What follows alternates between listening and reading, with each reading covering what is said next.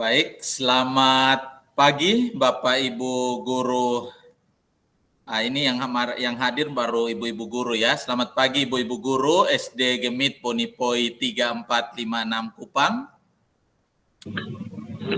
Pagi Pak. Pagi Pak Zee. Selamat pagi. Terima kasih Bapak Ibu sudah hadir untuk bersama-sama dengan saya sebagai calon guru penggerak rekognisi angkatan ke-10 yang berasal dari Kota Kupang dari SD Gemit Bonipoi 3456 sebagai rekan dari Bapak Ibu di sekolah ini.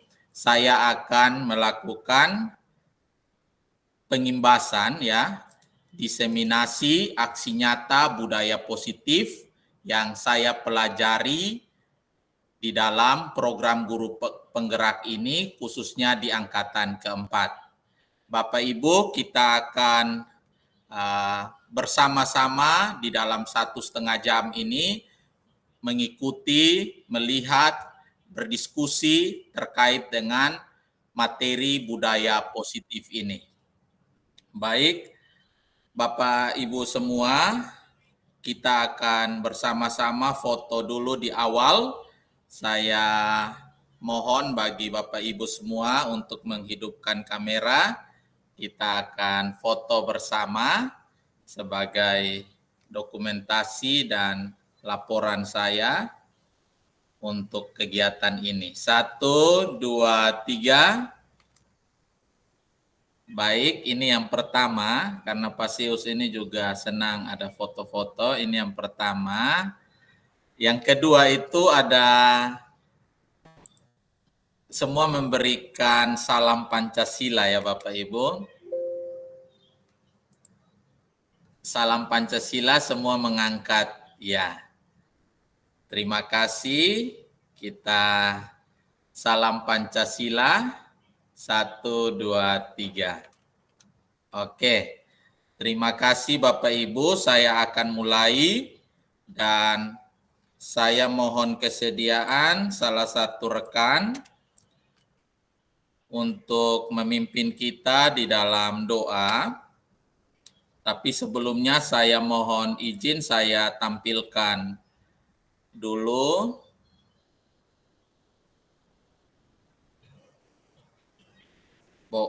slide-nya.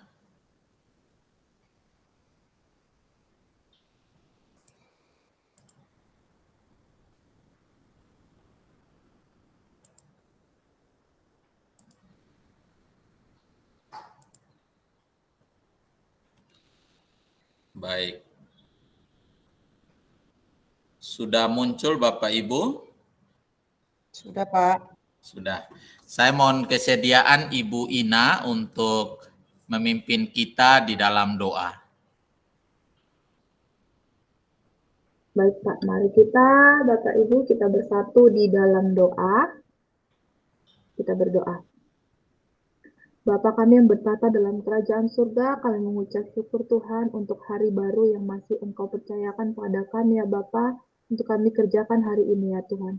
Tuhan, terima kasih untuk kesempatan kami bersama bisa berkumpul dalam ruangan virtual meeting ini ya Bapa. Kiranya hal yang hendak disampaikan oleh Pak Zeus Tuhan dapat kami terima dengan baik Tuhan. Adapun hal-hal baru yang mungkin kami ketahui melalui pertemuan ini ya Bapa, kiranya bisa menjadi momen yang baik untuk kami bisa ingat dan bisa kami terapkan di dalam kelas kami untuk menjadi bekal kami mendidik anak-anak menjadi anak-anak yang lebih baik di hadapan-Mu ya Bapa. Tuhan, ampunilah kami jika di dalam kegiatan ini Tuhan masih ada hal-hal yang belum berkenan di hadapan-Mu, kiranya Engkau mau mengampuni kami. Nah, dan permohonan kami ya Bapa, mohon berkat penyertaan-Mu untuk bisa melancarkan kegiatan ini. Haleluya, amin. Amin. Terima kasih kepada Ibu Ina yang sudah memimpin doa untuk membuka kegiatan diseminasi ini, pengimbasan materi modul 1.4 budaya positif di sekolah.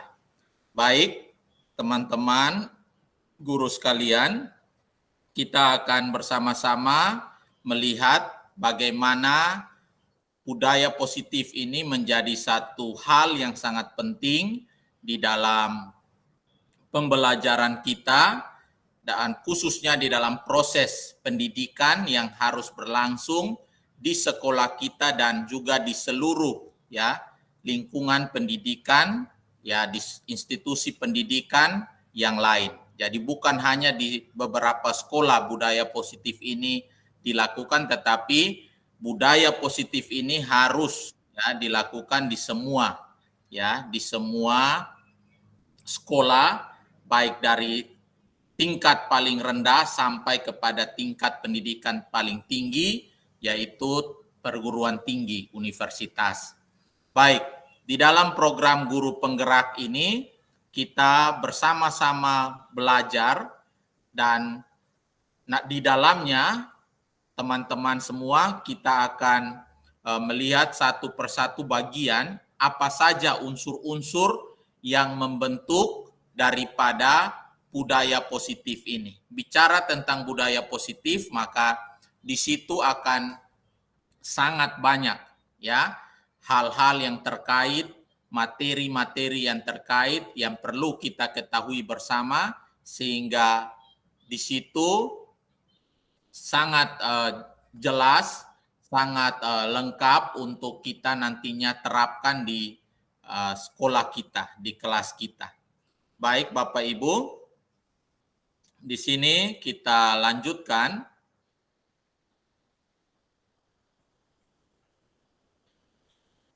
Saya ingin bertanya Bapak Ibu, ketika melihat gambar ini ya, tentu kita semua akan mengingat satu sosok ya, satu sosok yang begitu penting di dalam dunia pendidikan, dan saat ini kita semua tahu bahwa beliau menjadi Bapak Pendidikan Indonesia. Ya, siapakah dia? Bisa dijawab teman-teman? Bapak Ki Hajar Dewantara, Pak. Baik, terima kasih Bu Ayunda. Ya, benar, inilah Bapak Ki Hajar Dewantara yang menjadi Bapak Pendidikan Indonesia.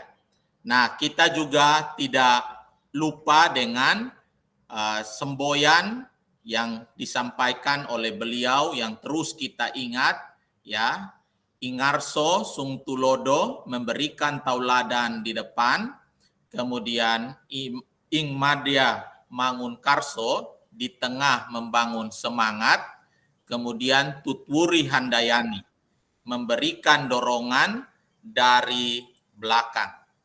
Nah, ibu-ibu sekalian, rekan-rekan sekalian, dari hal ini tentu kita semua harus ya di dalam pendidikan mengingat ini, bagaimana sebagai guru kita memberikan teladan ya, bagaimana kita sebagai guru ya baik terhadap siswa dan terhadap rekan kerja maupun bagi orang tua, guru itu membangun semangat, dan juga yang berikut adalah guru memberi dorongan ya. Guru tidak harus tampil seperti dia harus ada paling depan ya, tetapi di situ guru ada di belakang ya, mendorong setiap daripada murid untuk berkembang. Nah, kalau ada rekan guru juga yang semakin baik, bagaimana kita mendukung? Dan saya sangat senang ya, beberapa waktu ini kita boleh melihat rekan-rekan yang boleh menunjukkan ya prestasi, dan di situ kita saling mendukung satu dengan yang lain, sehingga di situ sekolah kita akan mampu berkembang ya hari demi hari dengan satu motivasi, satu semangat yang benar. Baik, selanjutnya kita masuk kepada topik kita, yaitu budaya positif. Saya ingin bertanya kepada teman-teman, apa budaya positif itu? Mungkin teman-teman bisa menjawab di kolom chat. Teman-teman boleh menjawab di kolom chat dengan satu kalimat ya. Apa yang teman-teman itu pahami ketika teman-teman ditanyakan Apa budaya positif itu? Silakan teman-teman untuk bisa menjawab di kolom chat ya. Teman-teman boleh memberikan jawabannya di kolom chat terkait dengan pertanyaan ini.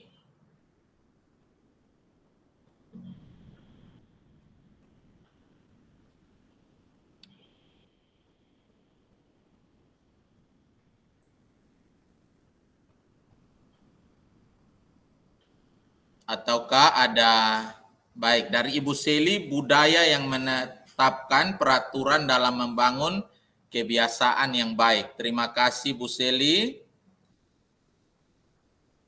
Mungkin teman-teman yang lain ada jawaban terkait dengan apa itu budaya positif. Gaya hidup dan relasi yang baik dalam suatu lingkungan, suatu lingkup, dari Ibu Ina Sihombing.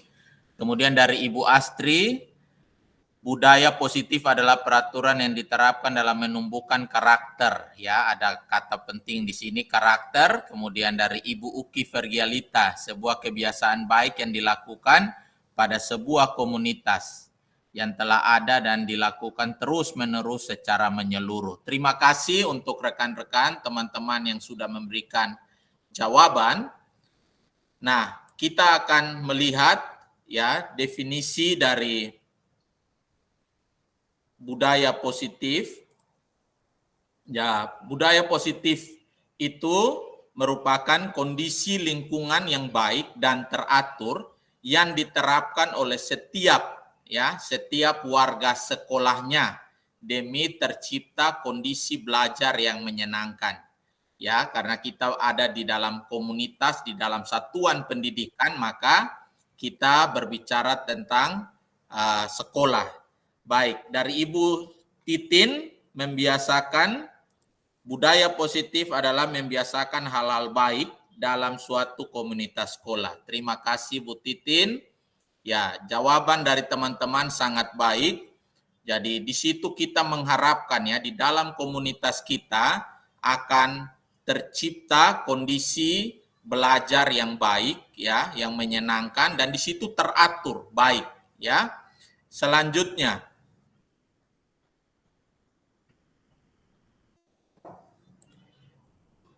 kita akan lihat pada slide selanjutnya. Untuk apa budaya positif itu? Ya, tentunya kita bersama-sama di dalam era kurikulum juga yang baru ya.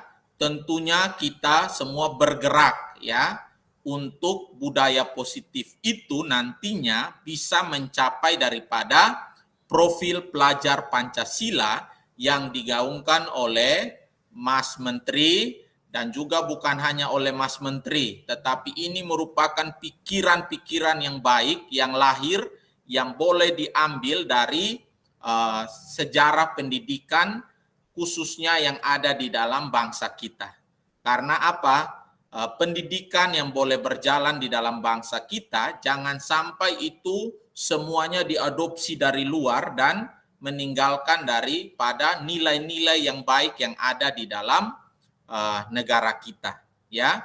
Jadi di situ untuk apa budaya positif itu mengembangkan siswa-siswi untuk memiliki karakter yang kuat sesuai dengan profil pelajar Pancasila. Nah, profil pelajar Pancasila ini ada 6. Ya, diharapkan kita semua itu sebagai guru kita boleh memahami, tidak hanya menghafal ya, tetapi memahami setiap bagian dengan benar, yaitu beriman bertakwa kepada Tuhan yang Maha Esa dan berakhlak mulia, berkebinekaan global, bergotong royong, kreatif, bernalar kritis, dan mandiri. Ya, jadi budaya positif tersebut seperti jawaban dari Ibu Astri tadi, budaya positif itu membentuk daripada karakter ya. Jadi setiap pribadi di dalam lingkup sekolah itu harus terbentuk karakter yang kuat ya yang sesuai dengan profil pelajar Pancasila.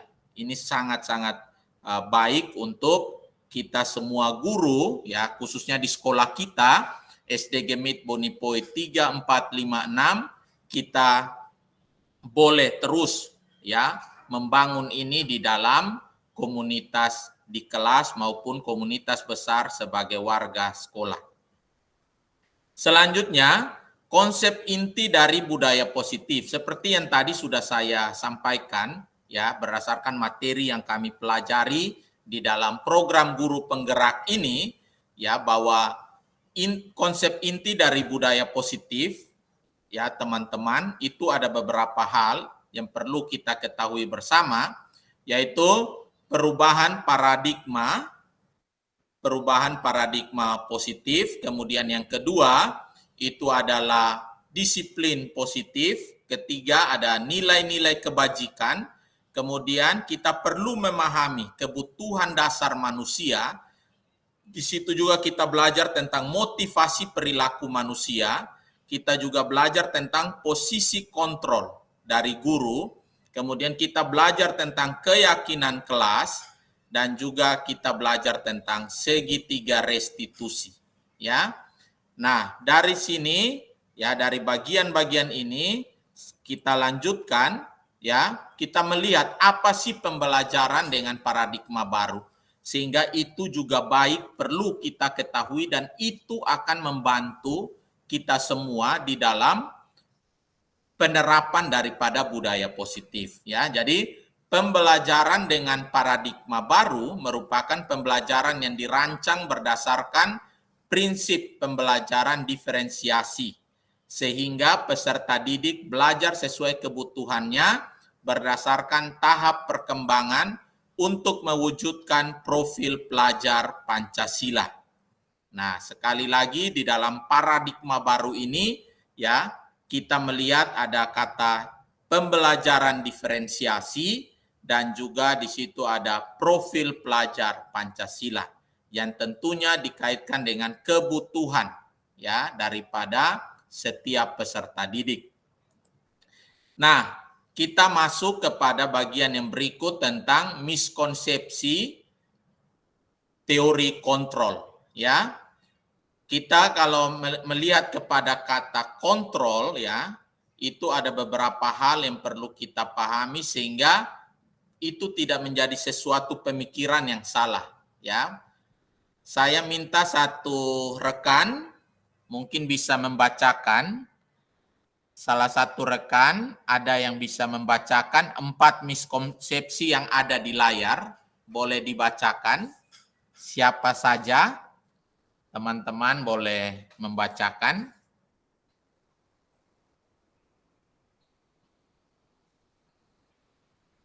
Adakah salah satu teman untuk membacakan? Baik, Bu Seli, silakan Bu. Ilusi guru mengontrol murid. Ilusi bahwa semua penguatan positif, efektif, dan bermanfaat. Yang ketiga dan keempat. Ilusi bahwa orang dewasa berhak memaksa, ilusi bahwa kritik dan membuat rasa bersalah mampu menguatkan karakter.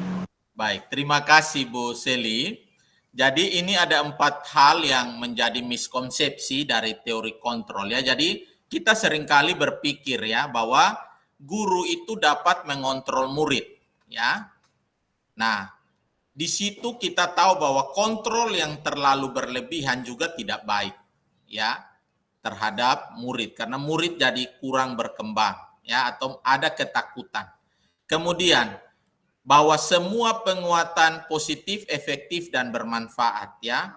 Berarti di situ kita mungkin berpikir bahwa dengan kita memberikan penghargaan, kita memberikan sesuatu yang menjadi unsur ekstrinsik untuk siswa itu kita anggap itu baik ya, belum tentu ya. Kemudian kita seolah-olah memahami bahwa oh saya guru, saya orang dewasa, kalau saya memaksakan sesuatu ya murid pasti ikut.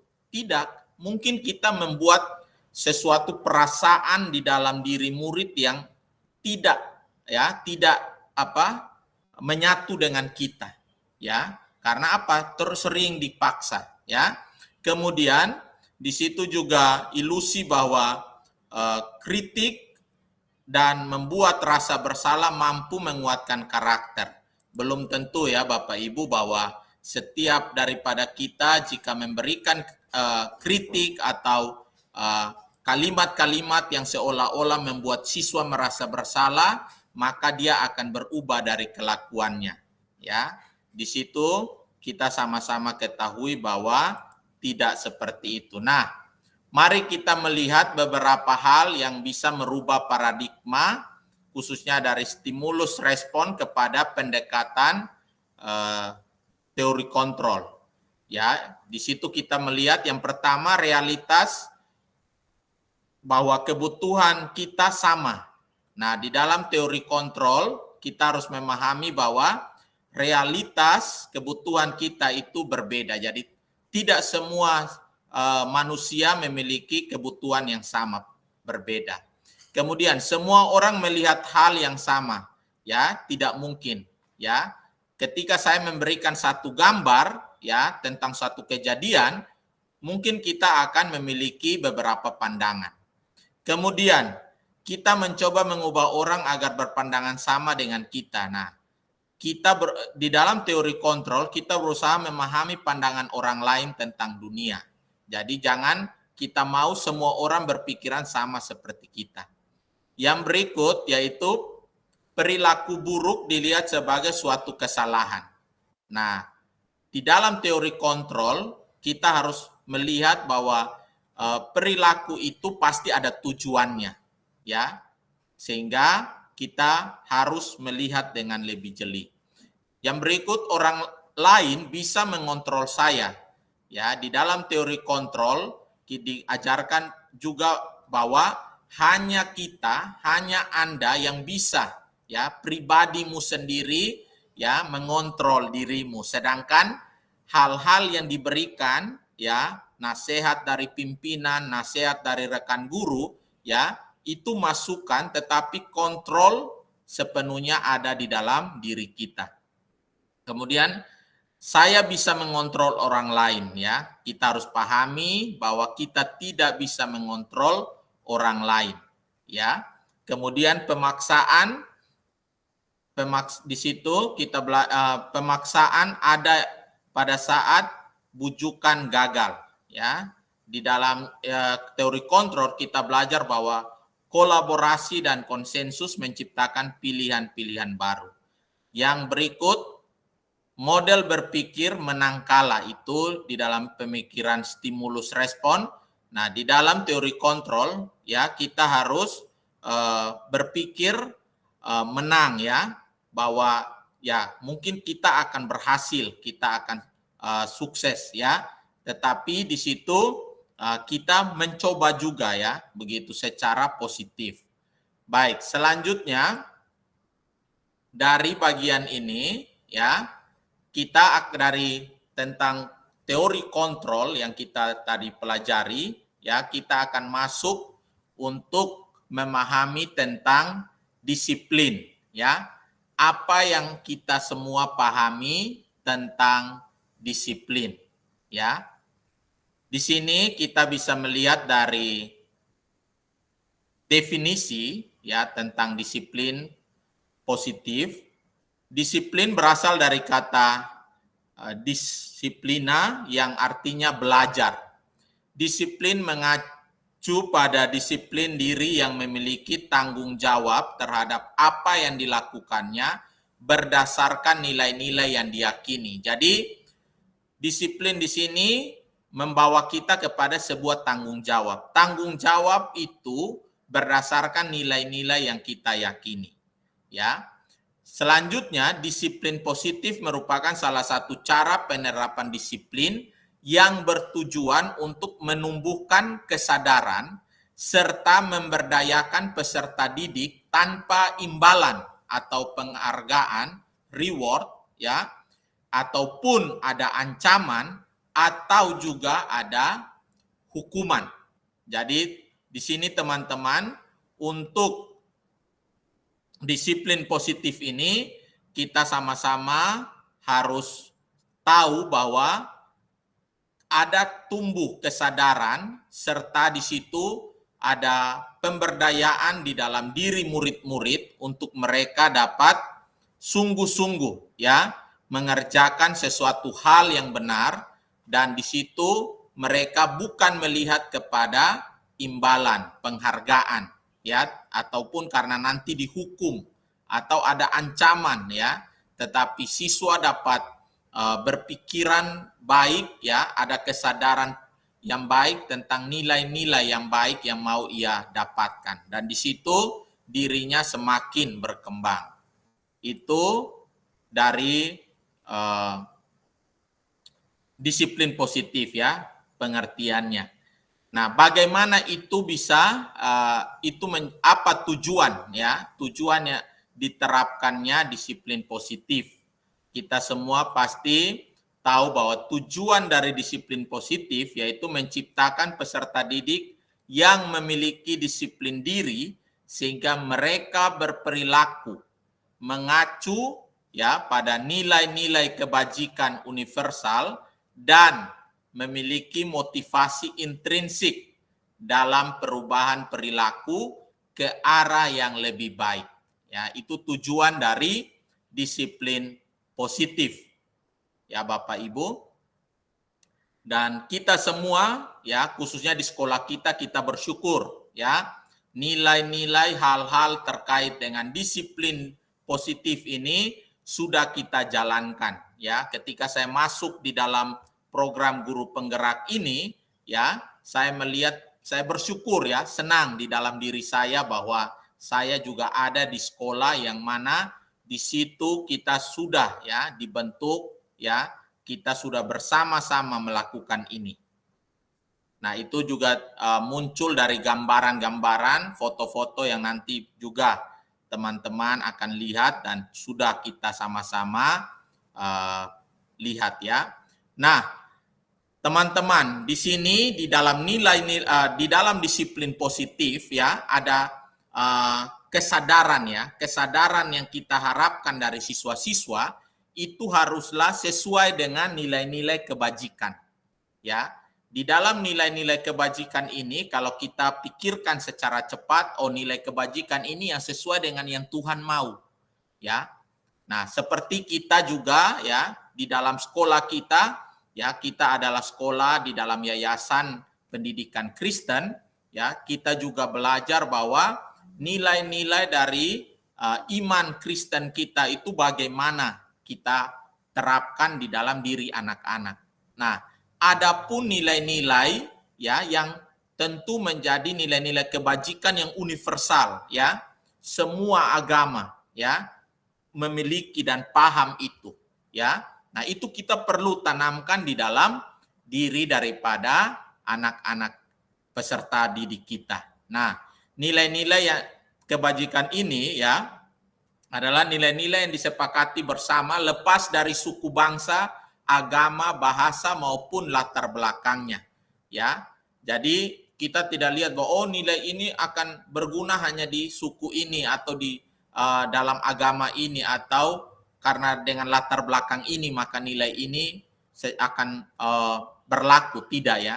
Ini nilai-nilai yang harus ya semua khususnya di Indonesia ini juga diterapkan dan di seluruh dunia juga diterapkan ya. Kemudian ya sifat-sifat positif manusia yang merupakan tujuan mulia yang ingin dicapai setiap individu. Jadi nilai-nilai kebajikan ini sesuai dengan yang ada di dalam diri ya daripada semua murid ya, juga kita guru-guru ya. Ketika kita sadar dengan baik ya, di situ kita semua meyakini bahwa hal-hal yang kita buat itu pasti sesuai ya. Karena apa? Di dalam diri kita Tuhan sudah tanamkan ya. Juga sifat-sifat positif yang harus kita tunjukkan. Nah, sekali lagi di dalam nilai kebajikan ini ada 6 macam nilai kebajikan, tapi saya sangat sepaham dengan atau saya sangat mendukung daripada nilai kebajikan yang ditunjukkan, yang dimunculkan di dalam profil pelajar Pancasila. Ya, sehingga saya mengambil contoh nilai kebajikan sesuai yang ada di dalam profil pelajar Pancasila. Kalau Bapak Ibu nanti saya bagikan ya juga di dalam materi modul kita itu ada banyak ya, ada banyak teori daripada nilai-nilai kebajikan secara universal ini yang dituliskan ya di dalam modul yang kami pelajari itu ya. Jadi di situ sangat banyak ya. Salah satunya itu adalah yang sesuai dengan profil pelajar Pancasila ya. Di sini saya bacakan itu ada dari IBO Primary Years Program ya, itu juga dia menuliskan ada kurang lebih 12. Toleransi, rasa hormat, integritas, mandiri, menghargai, antusias, empati, keingintahuan, kreativitas, kerjasama, percaya diri, komitmen. Nah, dari yang dituliskan lagi oleh The Virtues Project ya, project nilai-nilai kebajikan, dia menuliskan kurang lebih itu ada dibuat di dalam tabel dan di situ kurang lebih ada 40 nilai kebajikan ya, ada peduli, rajin, integritas, baik hati, bijaksana, bersyukur, toleransi, keteraturan, dermawan, tenggang rasa, harga diri, kedamaian ya, ada banyak. Nah, di situ teman-teman saya melihat bahwa yang diangkat oleh profil pelajar Pancasila ini sangat lengkap dan dimulai dengan beriman bertakwa kepada Tuhan yang Maha Esa. Ya, itu menjadi dasar kita. Kalau kita semua boleh melihat kepada iman di dalam hidup kita secara benar kepada Tuhan, maka hal-hal lain dapat kita kerjakan dengan baik. Ya, sesuai dengan hati nurani ya, yang baik, yang memiliki sifat-sifat yang Tuhan tanamkan di dalam diri. Dan selanjutnya, nilai berkebenekaan global, gotong royong, mandiri, bernalar kritis, kreatif, tentu akan tercipta. Selanjutnya, kita melihat kepada kebutuhan dasar manusia. Kebutuhan dasar pada manusia itu merupakan unsur-unsur yang dibutuhkan oleh manusia dalam menjaga keseimbangan baik secara fisiologis maupun psikologis. Hal ini bertujuan untuk mempertahankan hidup dan kesehatan. Ya, jadi kebutuhan dasar manusia ini kita harus sadari bahwa ini ada hal mendasar yang perlu kita itu sadar ya, tahu, baik fisiologis maupun psikologis, ya, fisik dan psikis. Nah, kita akan lihat ada 5 kebutuhan dasar manusia. Yang pertama, bertahan hidup. Yang kedua, itu kasih sayang. Yang ketiga, kesenangan. Yang keempat, kebebasan. Dan juga yang kelima, kekuasaan. Nah, kita perlu ya memahami 5 kebutuhan dasar manusia ini. Ya, teman-teman, di dalam kita akan menerapkan budaya positif di sekolah ya. Bertahan hidup ya, setiap daripada kita perlu bertahan hidup. Nah, bagaimana itu? Nah, dengan pendidikan kita ingin murid-murid kita bisa bertahan hidup. Apa yang perlu kita berikan? Usaha-usaha seperti apa ya, motivasi kerja keras seperti apa agar dia bisa bertahan hidup. Jangan sampai dia bertahan hidup tetapi dengan mencuri. Ya, itu sesuatu yang salah, nilai yang salah. Jadi ini kaitan antara nilai-nilai kebajikan dengan 5 kebutuhan dasar manusia, ya. Kemudian ada kasih sayang. Bagaimana kita itu juga menerapkan ya kasih sayang yang benar kepada siswa-siswi ya atau murid-murid kita ya. Kasih sayang yang benar. Kasih sayang guru dengan murid, kasih sayang antara murid dengan murid, ya. Bagaimana juga murid itu diterima, ya. Kita terus belajar. banyak siswa-siswi kita yang hadir di dalam kelas kita dengan ragam, ya, ragam sikap perilakunya. Nah, bagaimana kasih sayang itu kita berikan, ya, sehingga budaya positif itu bisa tercipta. Kemudian kesenangan, ya, teman-teman, kita melihat bagaimana kesenangan itu juga, ya. Selanjutnya kita juga melihat kepada kebebasan, ya, kebebasan di situ. Jadi tadi ya, setiap daripada anak itu juga membutuhkan yang namanya senang, sehingga guru ketika mengajar di kelas ya jangan sampai hanya serius ya, tetapi tidak menghadirkan canda tawa ya. Tetapi juga jangan dengan membuli siswa, terus senang dengan tertawa kepada salah satu murid ya, itu bukan kesenangan yang dimaksud. Ya, bagaimana rasa senang itu muncul ya, dimunculkan oleh guru atau murid-murid membuat guru senang ya. Ya, mungkin kalau murid membawa roti buat guru ya, wah guru senang. Nah, tapi ini bisa salah dipahami juga ya, tidak demikian. Tetapi kesenangan yang dimaksudkan ini lebih daripada suatu kondisi yang diciptakan. Kebebasan, kita sadari bahwa setiap murid bebas ya, tetapi kebebasan ini perlu kita tuntun, kita bimbing sehingga menjadi benar.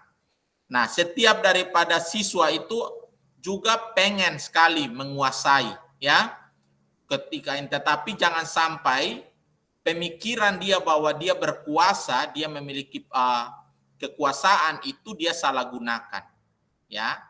Jadi barang-barang teman mungkin dihancurkan ya, tidak. Tetapi kekuasaan yang kita berikan itu ya seperti pemimpin kelas, memimpin teman-teman ya, kita hadirkan itu. Karena itu juga mungkin menambah unsur motivasi ya di dalam pribadi siswa untuk dia senang belajar ya, karena dia kebutuhan dia akan kekuasaan itu seperti terpenuhi ya. Kalau di rumah dia ditekan sama orang tuanya ya, tetapi di sekolah dia diberi satu kepercayaan ya, memimpin kelas, memimpin kelompok ya, itu menjadi satu hal yang baik. Nah, ini berkaitan dengan 5 kebutuhan dasar manusia yang nanti dikaitkan dengan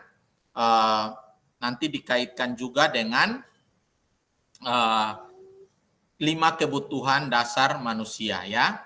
Dikaitkan dengan budaya positif. Nah, selanjutnya di situ kita melihat ya tentang motivasi perilaku manusia ya, motivasi perilaku manusia. Nah, ada 3 hal yang perlu kita pahami sebagai motivasi.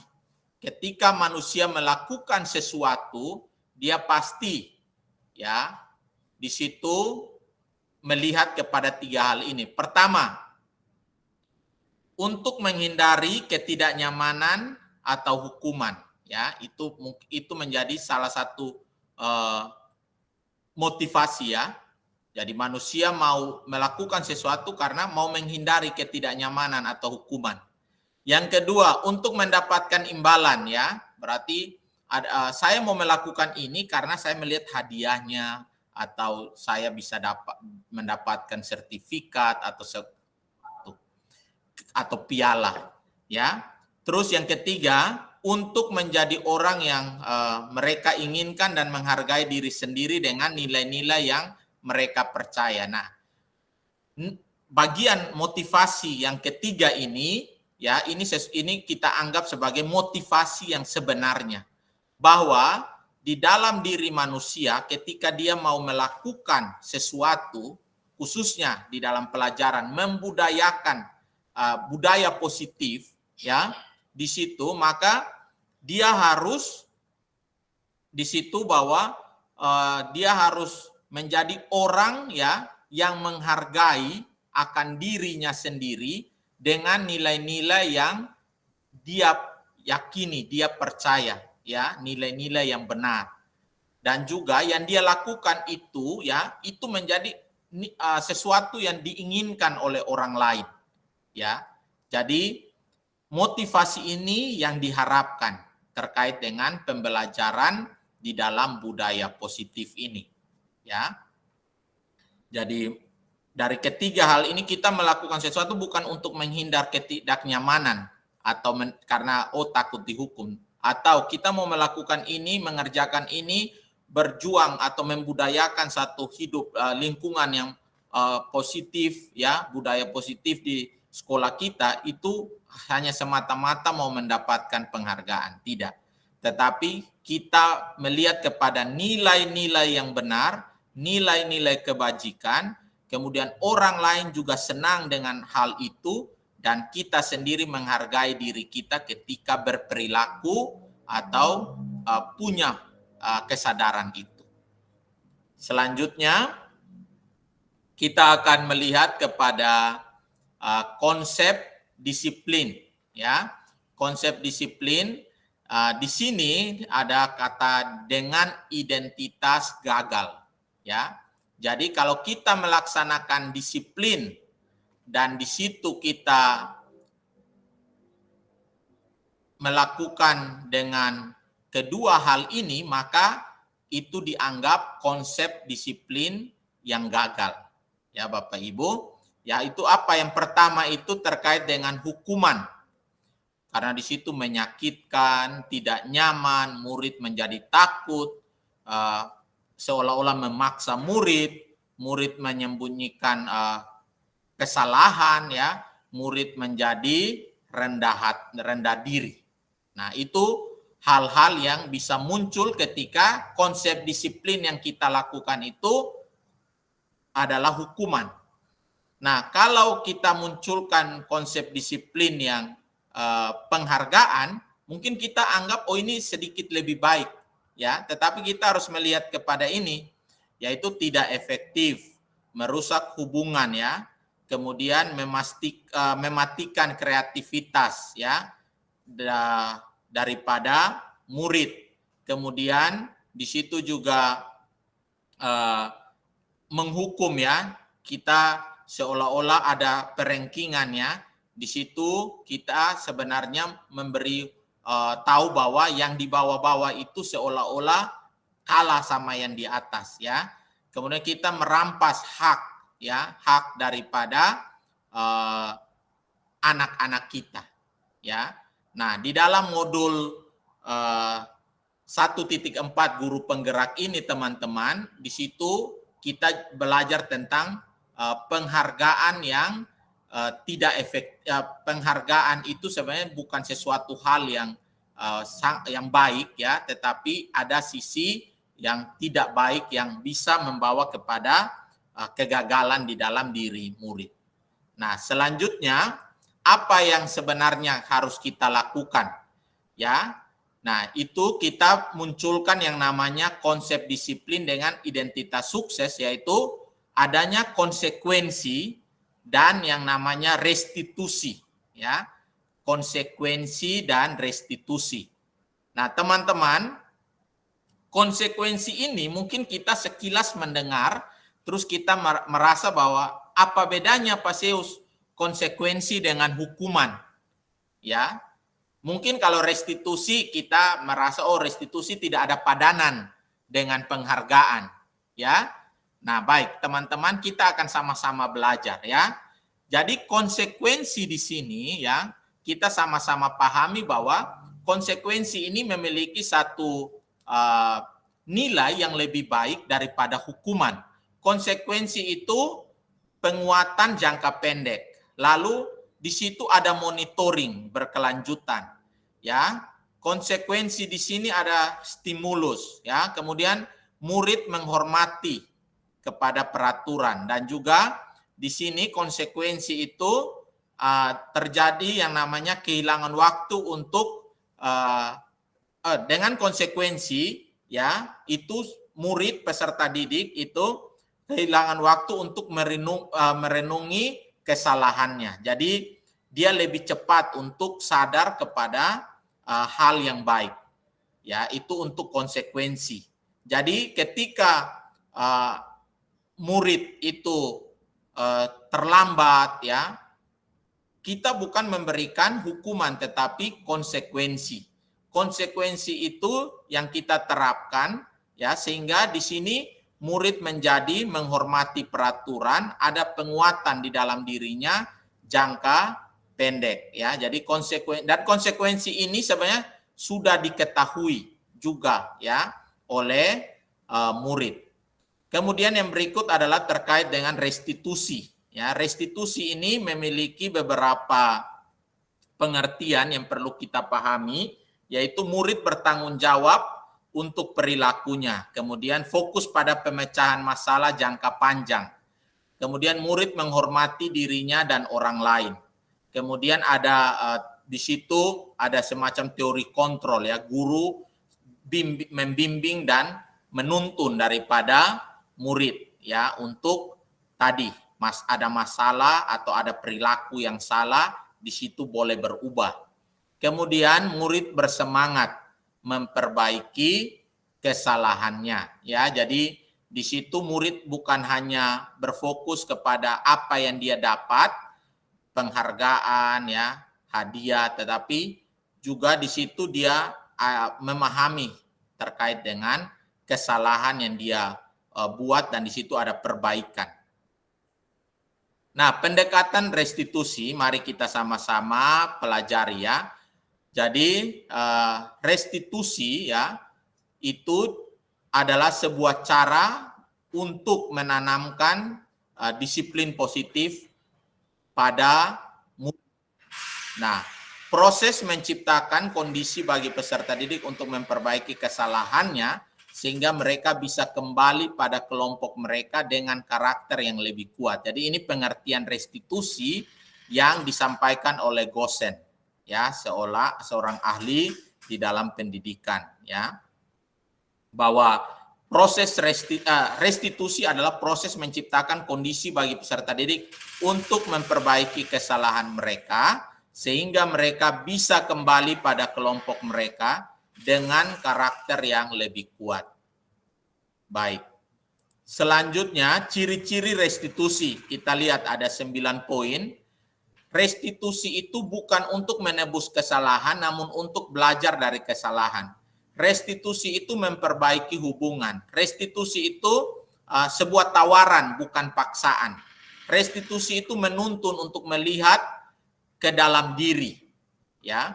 Kemudian restitusi itu mencari kebutuhan dasar yang mendasari tindakan. Kemudian restitusi diri itu adalah cara yang paling baik. Kemudian restitusi fokus pada karakter, bukan tindakan, ya. Jadi karakter murid, bukan perbuatan murid yang salah itu. Kemudian restitusi fokus pada solusi.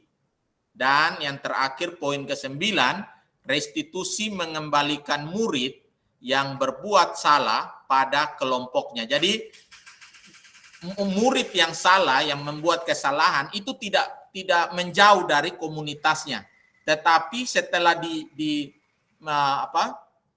dibimbing, dituntun, dinasehati oleh guru, ya, dengan cara restitusi ini, murid dengan senang hati kembali kepada kelompoknya. Dia bermain bersama, dia belajar bersama, dan di situ dia dekat dengan komunitasnya, ya. Berikut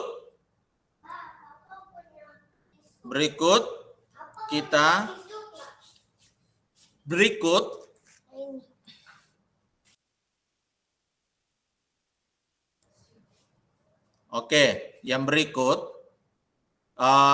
contoh daripada restitusi, ya. Apakah di layar Bapak Ibu masih muncul? Apakah di layar Bapak Ibu muncul? Masih, ya? Oke, baik. Terima kasih Bu Ayunda, ya. Oke, saya kembali dulu. Mohon maaf tadi ada sedikit gangguan. Terkait dengan restitusi, Di situ contoh siswa sering tidak mengerjakan PR. Nah, kalau di dalam hukuman ya, di situ guru menghukum ya siswa tersebut dengan hormat bendera 10 menit. Terus guru marah-marah dan murid menjadi takut. Ini yang kita dapatkan kalau yang kita berlakukan itu adalah hukuman. Ya. Nah, bagaimana jika yang dilakukan itu adalah konsekuensi? Maka guru memberikan konsekuensi untuk mengerjakan PR-nya saat istirahat atau break ya, kemudian mengerjakan 5 kali lipat. Nah, mungkin ini konsekuensi ya, yang tadinya atau 2 kali lipat ya, begitu. Kemudian guru tegas dan siswa menghormati peraturan. Nah, mungkin ada pilihan kita jatuh kepada konsekuensi, tetapi yang tidak seperti ini karena ini tidak menuntut hukuman, tidak menuntun kepada kesalahan yang sebenarnya. Nah, kalau dalam konsekuensi ada terkait dengan kesalahan, tetapi mungkin ada sesuatu yang berlebihan, ya, begitu yang kita lakukan. Nah, tetapi dengan cara restitusi, ya, di situ kita melihat bahwa guru itu memulai dengan bertanya dulu, ya, apakah murid ini tahu dengan keyakinan kelas, ya, atau dengan keyakinan kelas ini berkaitan dengan hal-hal yang disepakati bahwa ayo anak-anak jangan sampai tidak mengerjakan PR ya, begitu. Ingat untuk mengerjakan PR karena dari PR, nah keyakinan kelas itu memberikan sesuatu pemahaman bahwa PR yang diberikan itu bukan hanya semacam mau melihat nilai prestasi saja, tetapi di situ pemahaman murid terbentuk, murid dilatih ada waktu belajar di rumah ya, kenapa diberikan PR. Jadi ada pemahaman sehingga itu menjadi keyakinan ya. Nah, guru mulai dari situ bertanya. Setelah bertanya, tahu masalahnya, oh masalahnya karena tidak ada yang membantu dia di rumah. Mungkin orang tuanya juga tidak paham karena mungkin materi yang sudah sangat kelas 6 seperti murid kelas 6 ya, mungkin materinya sudah lebih tinggi dan banyak orang tua yang tidak mampu ya. Kita perlu tahu. Nah, kalau terkait dengan orang tuanya tidak mampu ya kita bimbing lagi ya. Tetapi kalau terkait dengan karena orang tuanya sibuk ya, kita melakukan pendekatan ya, tidak langsung kepada menghukum dia ya, begitu. Nah, guru terbuka dan siswa menghormati dirinya dan orang lain. Jadi ada di dalam restitusi itu ada kedekatan yang lebih baik antara guru dan murid ya, sehingga hubungan mereka itu terus baik ya. Jangan sampai karena tidak mengerjakan PR ya, murid itu mungkin menjadi karena dimarah-marahi oleh guru, dia menjadi kecil hati, dia menjadi pendiam hari itu ya, tidak ada semangat untuk belajar.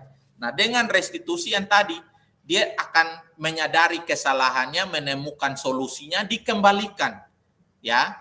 Jadi dia beraktivitas dengan baik di hari itu ya. Jadi itu yang perlu kita sama-sama pahami. Kita lanjutkan. Nah, di dalam hal ini kita akan belajar tentang 5 posisi kontrol ya dari restitusi ya. Nah, dari 5 poin yang ada ini ya, teman-teman, tentunya kita semua akan melihat mana ya posisi kontrol yang paling baik ya.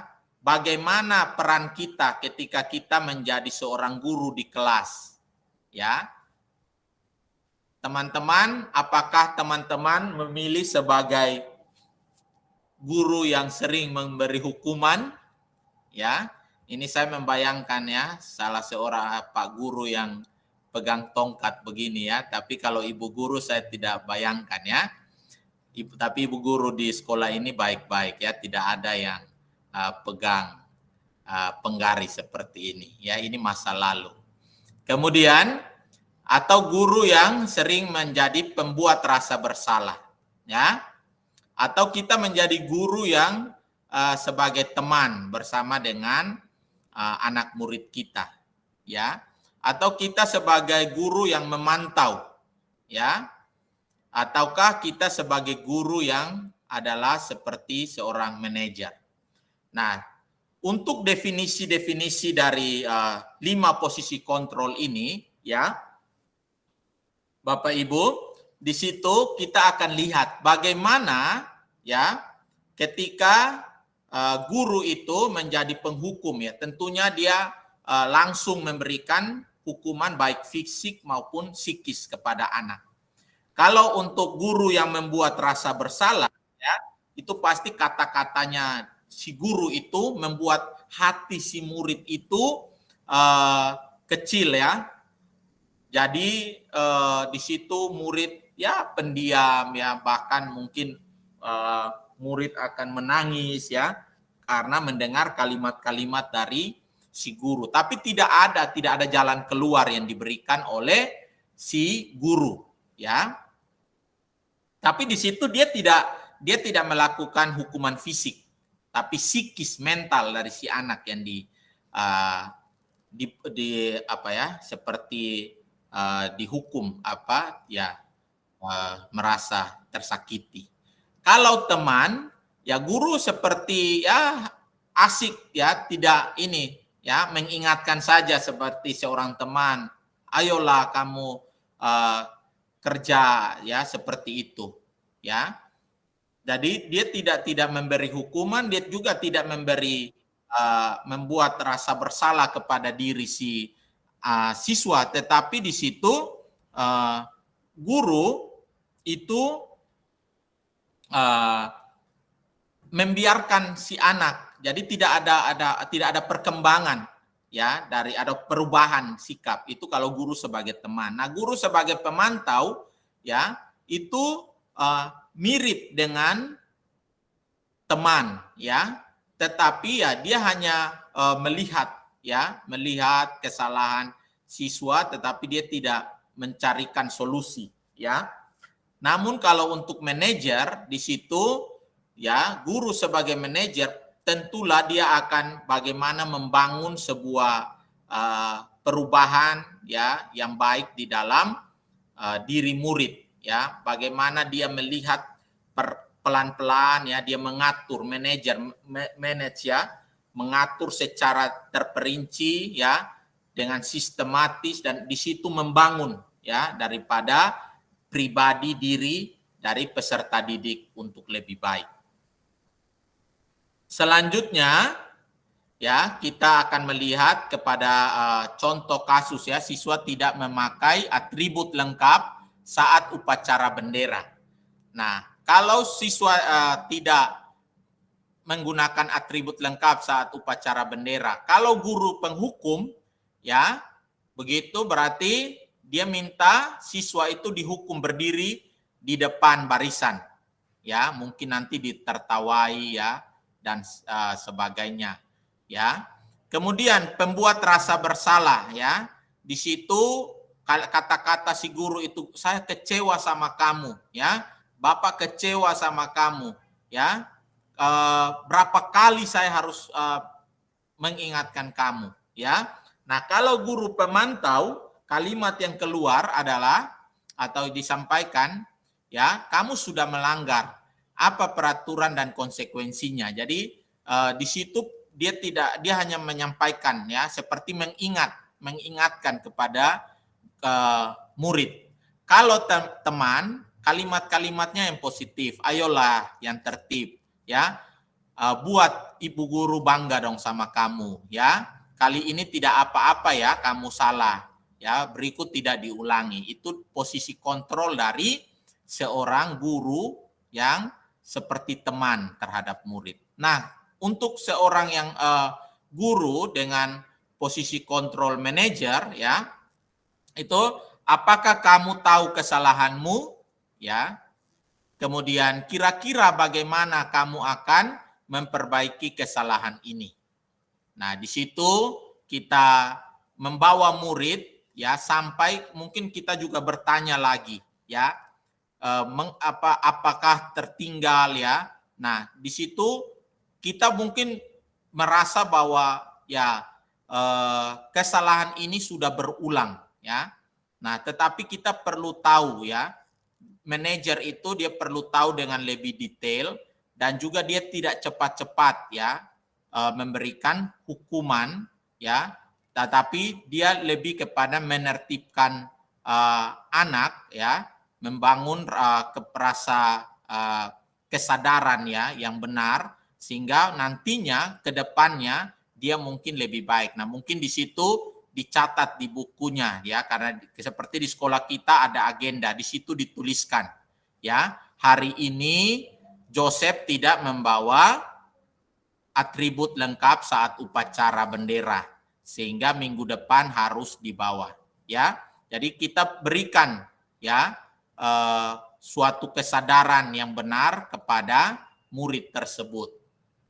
Selanjutnya Bapak Ibu, berkaitan dengan budaya positif ini ya, kita sudah belajar tentang disiplin, kita sudah belajar tentang nilai-nilai kebajikan, kita belajar tentang motivasi, kita belajar tentang restitusi, kita belajar tentang 5 posisi kontrol daripada guru. Yang berikut adalah keyakinan kelas.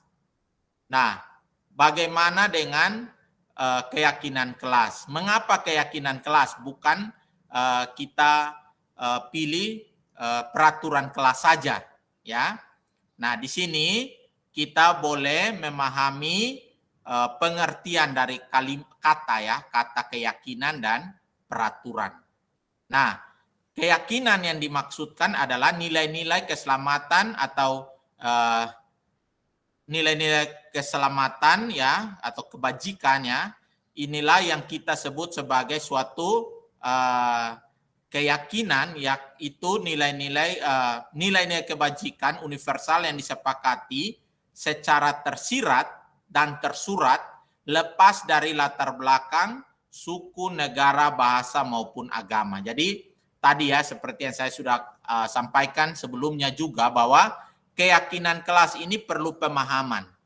Ya, pemahaman tersebut bukan terkait dengan hukuman yang akan siswa dapatkan, tetapi ada kesadaran dalam diri, ada pemahaman yang sesuai dengan konsep ya, nilai-nilai kebajikan.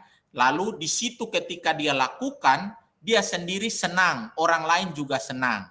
Ya, itu menjadi keyakinan kelas. Ya. Sehingga dia berbeda dengan peraturan kelas. Nah, kemudian kita bagaimana membuat kegiatan, ya kita membuat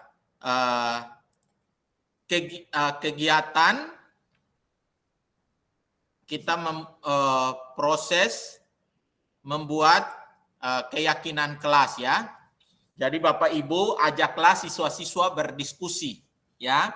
Berdiskusi membuat keyakinan kelas. Apa-apa saja yang menjadi keyakinan kelas, ya. Semua siswa menyampaikan, ya. Lalu dituliskan, guru tuliskan, ya. Setelah guru tuliskan, mari kita sama-sama ambil nilai-nilai keyakinan kelas ini jangan banyak, ya. Mungkin 4 poin, mungkin 3 poin, ya, mungkin 5 poin, yang mana itu melekat di dalam diri anak-anak, ya. Melekat secara utuh, ya. Secara utuh ini adalah dia pahami, dia sadar, dia sendiri terlibat di dalamnya. Sehingga ketika kita ada di dalam restitusi, ya, ada kita mau menanyakan dia terkait dengan pemahaman dia juga tahu, ya, begitu. Jadi di situ teman-teman kita membuat keyakinan kelas dengan proses seperti ini, ya. Kemudian keyakinan kelas ini kita tempelkan di kelas kita, ya. Seperti yang dibuatkan di sini yaitu bekerja sama menjaga kebersihan kelas. Kemudian saling peduli dan menghargai serta dan membantu. Kemudian menjaga fasilitas kelas dengan baik. Kemudian selalu datang tepat waktu. Bertanggung jawab terhadap tugas.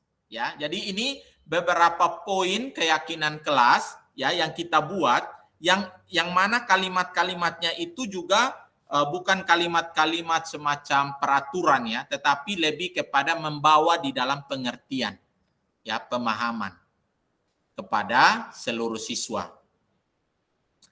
Selanjutnya, ini adalah langkah-langkah yang perlu kita pahami untuk membuat keyakinan kelas, yaitu lebih abstrak daripada peraturan. Kalau peraturan itu seperti langsung kepada poinnya. Ya, kalau ini lebih abstrak karena tadi mau menanamkan ya pemahaman.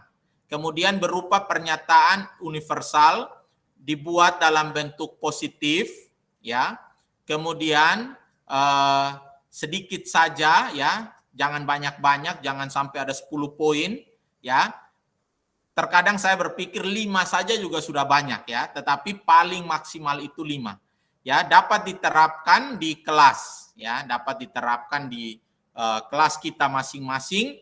Kemudian semua warga sekolah ya, warga kelas hendak berkontribusi dalam pembuatan. Jadi tadi sedapat mungkin ketika membuat keyakinan kelas ya, itu siswa-siswa kita hadir semua ya. Kemudian kita tidak terpaku keyakinan kelas ini seterusnya ya. Tidak. Kalau memang ada perubahan, silakan kita ubah. Yang penting itu menjadi kesepakatan bersama ya, atau yang mana semua siswa itu tahu ya, sehingga nantinya ketika budaya positif itu mau dikerjakan, semua warga kelas, warga sekolah itu menjadi paham, tahu ya. Nah, selanjutnya ini terkait dengan segitiga restitusi. Ya, bagian terakhir ketika kita akan di situ mendapatkan beberapa anak yang mungkin melakukan kesalahan, ya, perilaku yang salah. Nah, bagaimana kita harus menolong siswa tersebut, ya? Kita harus menolong mereka dengan cara-cara yang baik, ya. Mungkin di sini, di sini ada 3 poin, ya. Yang pertama, validasi tindakan yang salah, ya. Jadi kita sebagai guru harus memvalidasi dulu tindakan yang salah tersebut. Yang kedua itu menstabilkan identitas, ya, menstabilkan identitas.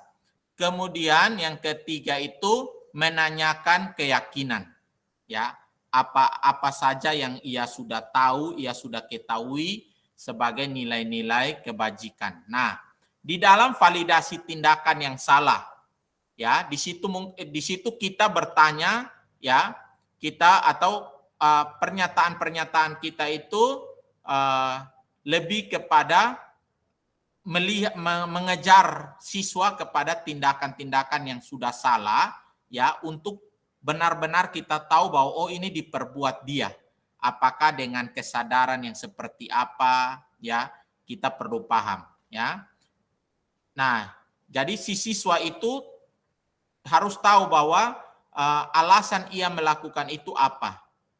Adakah cara yang lebih efektif, ya, untuk mendapatkan apa yang kamu butuhkan. Jadi di situ kita mungkin bertanya, ya, mungkinkah ada hal lain yang bisa kamu lakukan, ya, untuk, ya, tindakan yang salah ini tidak terjadi, tetapi tindakan yang ini yang benar yang terjadi. Kemudian di situ juga kita bisa melakukan, ya, murid-murid, ya, kita menstabilkan identitas daripada siswa yang melakukan kesalahan, ya. Kita sampaikan bahwa setiap orang pasti bersalah. Contohkan kepada diri kita, saya, ya, guru Pak Seus pun dulu, ya, atau Pak Seus pun, ya, melakukan kesalahan ini. Ya, jadi di situ menstabilkan identitas dia. Jadi dia tidak seolah-olah merasa diri paling bersalah, ya. Kemudian dia berhadapan dengan guru yang mana guru itu tidak pernah melakukan kesalahan, tidak, ya. Di situ kita melakukan pendekatan yang baik dengan murid untuk menstabilkan identitas dia kembali, dan mungkin pribadi kita sebagai guru menjadi contoh yang paling dekat untuk dia. Ya, kemudian kamu bukan kamu bukan satu-satunya yang pernah. Jadi di dalam kesalahan ini kita kaitkan bahwa ada orang-orang yang juga melakukan ini, ya. Tapi tadi motivasinya atau caranya itu seperti apa? Apakah ketika dia melakukan kesalahan ini karena dia ingin mengejar tadi ya 5 kebutuhan dasar yang tadi kita sudah sama-sama lihat juga, atau apa unsur di situ. Nah, tindakan yang kedua atau langkah kedua dari segitiga restitusi adalah menstabilkan identitas. Yang terakhir, langkah ketiga di dalam segitiga restitusi, menanyakan keyakinan.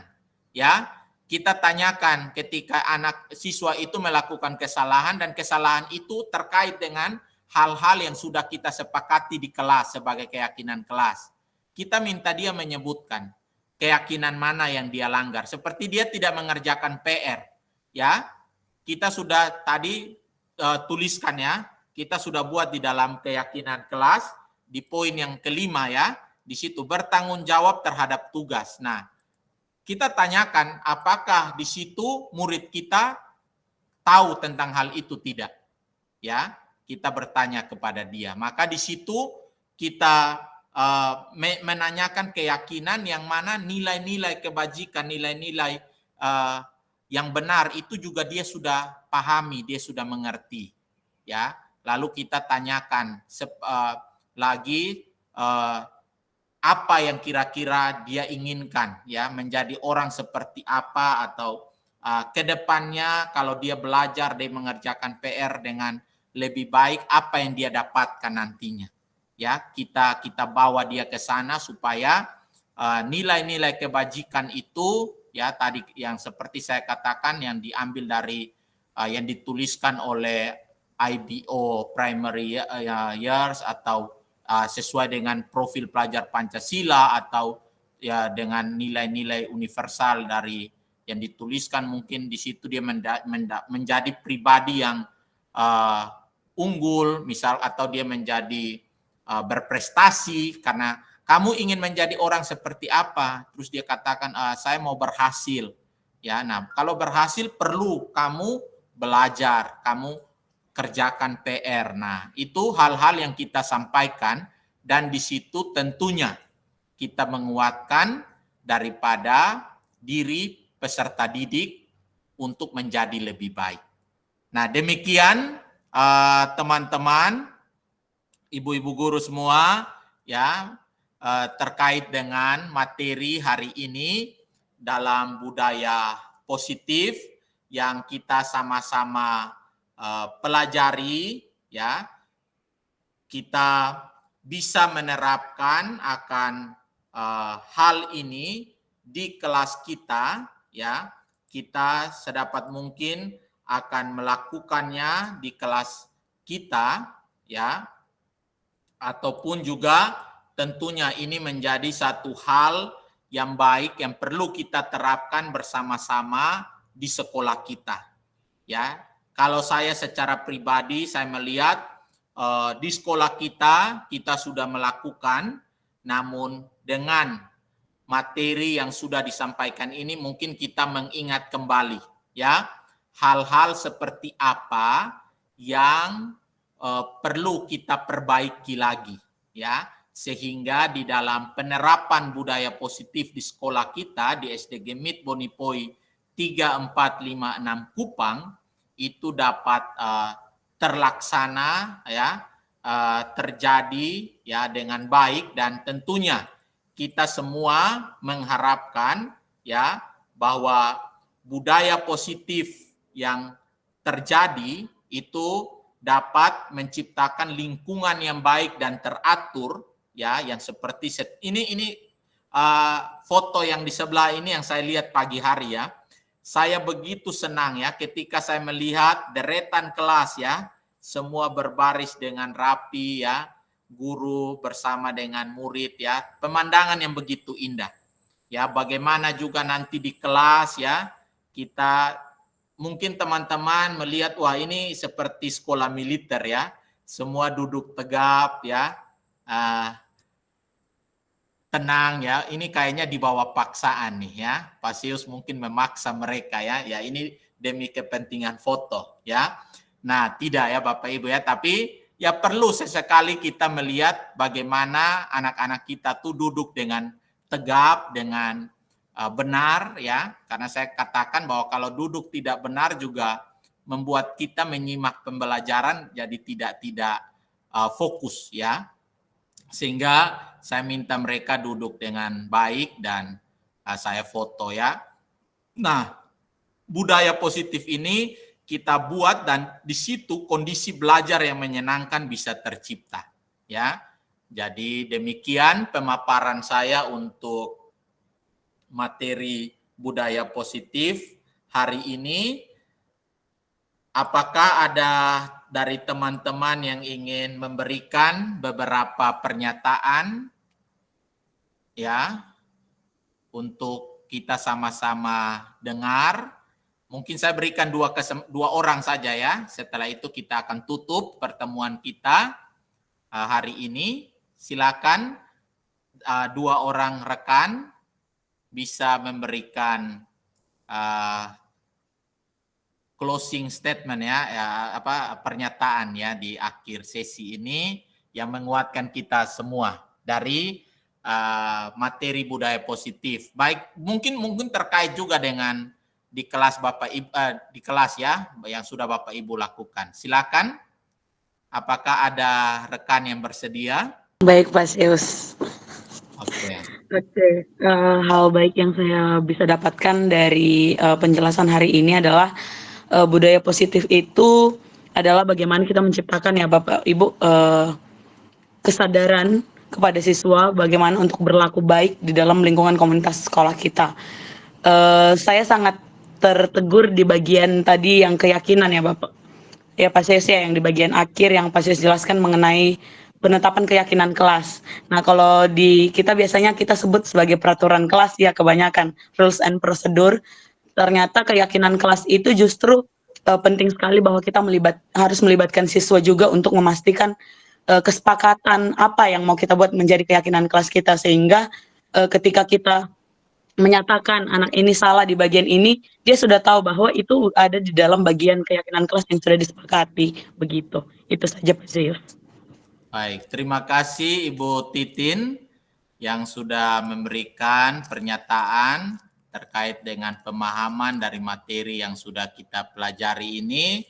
Ya, kita sama-sama akan berjuang terus ya menciptakan budaya positif di sekolah kita dan semoga kita sebagai rekan guru kita boleh saling menguatkan satu dengan yang lain untuk proses terkait dengan penerapan budaya positif ini bukan hanya menjadi materi pembelajaran yang kita pahami tapi tidak ada aplikasinya.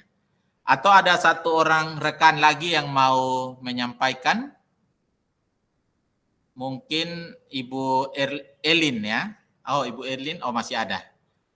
Mungkin Ibu Elin bisa tambahkan.